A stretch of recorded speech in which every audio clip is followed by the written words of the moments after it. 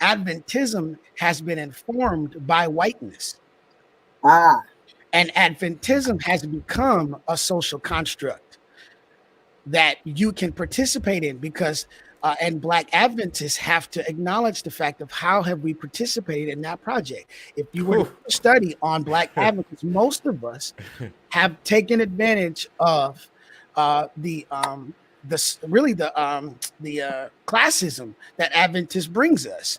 Most of us Yep. are educated upper class Black people. We're not poor Black people, and we don't Yeah. do well with poor Black people. We're a little bougie when you get down to it, and so Yeah. we have participated in whiteness. I had to struggle as a Black American with acknowledging the whiteness that is in me. So how do I participate in that project and understanding that? So when it comes to evangelicalism, London is right. They're not going to accept us to use this term. Adventism is a very queer version of evangelicalism.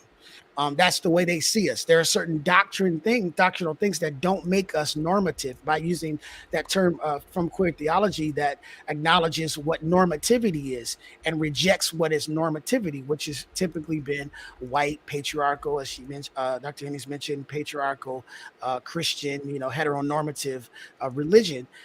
We have a very, our second coming doctrine, our doctrine on the state of the dead. Those are a direct conflict with evangelicalism. So, as people participate in politics, and as evangelicals, I'm going to mention a book later, but I'll just bring it up now. This new book by Todd DeLay, Against What Does the White Evangelical Wants, a great source to kind of break down evangelicalism and their marriage with politics. But politics is an idea.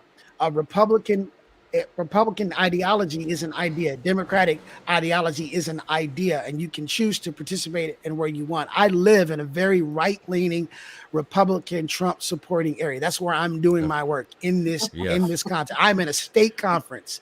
I am not in a regional conference. I'm doing regional work in a state conference. So I have to be very aware of those things. I just don't think the majority of white Adventists would see themselves as perpetuating what they're perpetuating by their vote.